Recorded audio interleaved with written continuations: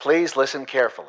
Hello and welcome to GasGasGas, your one-stop podcast for the FRCA Primary exam. This podcast will fill your brain with information. Listen to it, think about it, and check out the show notes on the website. There you will find the core diagrams you need to be able to draw and describe for the exam. This podcast can squeeze into your day. Listen while you're driving to work, cooking dinner, maybe when you're on call, or in the gym. Eventually the revision is going to end. But for now, expect facts, concepts, model answers, and the odd tangent. Remember to rate and follow the show to hear much more.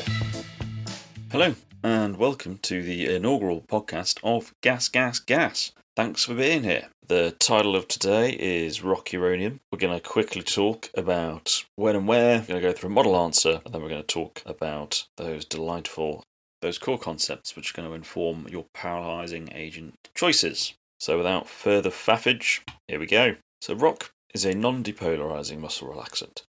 It's commonly used and it's exceedingly convenient. It's rapidly reversible with Cigamedex, or towards the end of a case when it's wearing off, you can nudge it towards normality with cheaper drugs than Cigamedex, i.e. glycopyrrolate and neostigmine. Generally speaking, it's stable from a side effect perspective, but it does trigger anaphylaxis, and this is something to be aware of at induction. So, Doctor, tell us about your favourite muscle relaxant. Oh, well, I really like suxamethonium. Hang on. No. We want you to talk about Rocuronium. Oh, okay. So, Rocuronium is a commonly used non-depolarising competitive muscle relaxant of the aminosteroid class. It is often presented as a clear colourless solution in ampules with a concentration of 10 mg per ml. The dose is 1 to 1.2 mg per kilo in RSI, or 0.6 mg per kilo for a standard induction dose during anaesthesia requiring intubation. It's considered structurally similar to Vecuronium, although its onset time is quicker. The effect site it works at is the nicotinic cholinergic receptor in the neuromuscular junction, found in skeletal muscle. It's considered to be quite water-soluble, is 30% protein-bound, and has a very low volume of distribution at 0.27 litres per kilo. Shall I keep talking? Yes, how's it cleared? So, Rocuronium is eliminated chiefly by the liver, with a small amount excreted by the kidney unchanged. Therefore, it would accumulate and it will be slow to clear in patients with liver or renal disease. Side effects of note, it is considered a mild vagolytic leading to a transient rise in heart rate and blood pressure. It causes minimal histamine release and very rarely causes bronchospasm. It is a known causer of anaphylaxis, and also of note is on IV injection it can sting and cause irritation. You've said a lot there, but what does Rocuronium actually do? Rocuronium causes muscle paralysis. This is utilised in anaesthesia to facilitate intubation through vocal cords, which would relax and separate when a patient is sufficiently paralysed. But it also facilitates operative intervention where a body cavity needs to be accessed, which paralysis may facilitate, such as laparoscopic surgery. So I used a few terms there. Non-depolarising. So Rocuronium achieves its paralysis whilst not causing any depolarisation of the muscle, i.e. contraction. You might want to think about this as Rocuronium leads to the muscle consuming less oxygen compared to other drugs, whereas, for example, suxamethonium causes widespread discoordinate contraction of the muscle motor units before flaccidity, may consume more oxygen to do so. However, how relevant that is another question. Rocuronium is competitive, i.e. if you were to introduce another agent to the neuromuscular junction that had an affinity for the nicotinic acetylcholine receptor, and you had 10 Rocuroniums and 10 of this other drug, if they had an equal affinity, you would have a broadly equal degree of receptor occupancy with both of those agents. If you were to put 100 Rocuroniums in, then they would likely outcompete the other unknown agent. This is a concept that's utilised for reversal. The last term that came up a bit there is the neuromuscular junction. We'll go into this in great detail in another podcast, but this is the interface between neuron and muscle motor unit. It's a very small cleft whereby depolarising signal from the nerve has to be transmitted to the muscle. But then let's think about what we're doing actually in reality with Rocuronium. It's all well and good reeling off numbers like we give 1 to 1.2 milligrams per kilo in an RSI, 0.6 milligrams per kilo for routine intubations. I'm sure you've all given more and given less, depending on the situation at hand. So, just to think about RSIs first. A Rocuronium RSI used to give me the heebie-jeebies because I thought, gosh, they're going to be very paralysed, and then I've got to go get some Suganamics, and I'm going to feel pretty embarrassed, and there's a lot to think about, and what if I can't intubate them? Hopefully, generally speaking, that anxiety is going to wane with time as you train. It has for me. But if I was doing an RSI, I would generally give everyone 100 milligrams, because the situation at hand is they're sick. You want to gain control. Paralysed patients are easier to ventilate if you needed to, and getting the tube in the hole is always a good thing, because then you can focus on the 100 other tasks you need to deal with a critically ill patient. 100 milligrams covers everyone. It even covers the morbidly obese. SOBR, which is the Association for Bariatric Anaesthesia, recommend Rocuronium targeted at lean body weight of an individual. So therefore,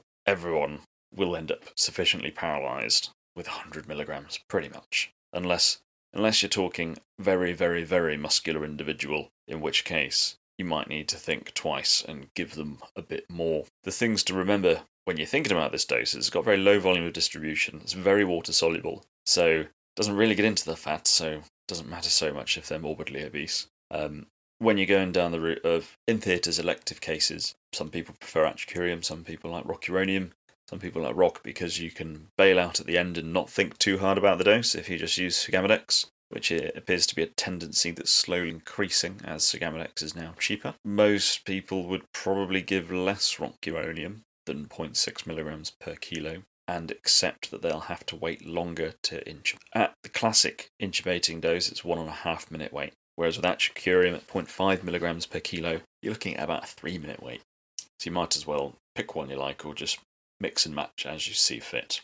The important thing to never truly forget when it comes to Rocuronium is it does cause anaphylaxis, and it causes anaphylaxis at entirely the wrong time, because you might think you've knocked their SATS probe off, you might think maybe I've intubated their esophagus when I was rather sure that I was intubating the lungs, and sometimes when you're getting someone off to sleep, you get distracted.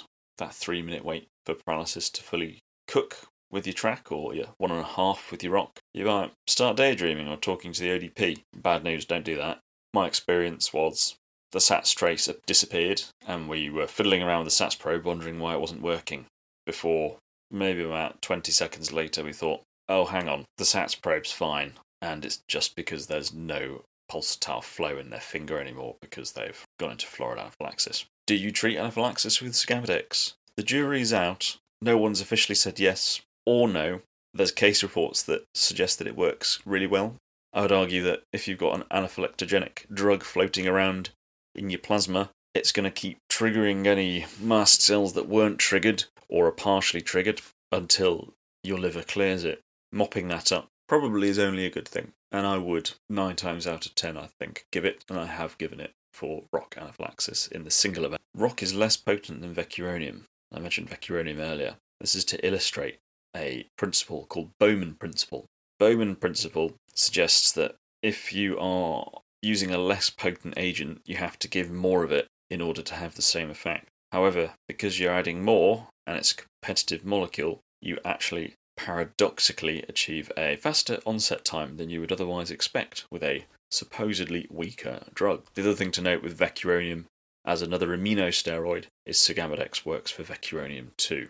In summary, guys, Rocuronium is a really commonly used drug that you certainly need to be familiar with, and you're going to get examined on, at least in part, about the agent itself before the examiner then wants to explore such concepts as the neuromuscular junction, the interplay between acetylcholine, Rocuronium, and reversal approaches, or how to go about understanding the depth of paralysis your patient is currently experiencing. We're talking train of 4 monitoring, being that objective or subjective monitoring. They may ask you about objective approaches to measuring the train of 4, be that accelerometers or myography of the muscle itself, to understand how deeply anaesthetised your patient is and or how reversible they are, as well as the sequelae of complete reversal in patients, which you could accidentally have a paralysed patient in recovery, and you're going to feel very sheepish when that happens if you've not done it properly and thought hard about it. Always be reversing. Some of the bosses might not bother. Always be reversing feeling, unless there's a contraindication to the drug. Future podcasts, We're going to talk in great detail about acetylcholine. We're going to talk about how you trigger that saltatory conduction down your nerve sheath to get to your neuromuscular junction in the first place. We're going to explore the delights of how excitation, contraction, coupling comes about, what other drugs, agents, and toxins can influence your muscle power and whereby they act. And naturally, we're going to talk about succinylcholine, atracurium, sagamodex, neostigmine, and glycopyrrolate. But we're getting carried away. See you next time. If you found it useful or awful, please like and subscribe and rate the show. Definitely check out the show notes for those diagrams and the detail of this content. It is a bucket of content to get to grips with. Keep working at it, and you will get better, faster, and stronger.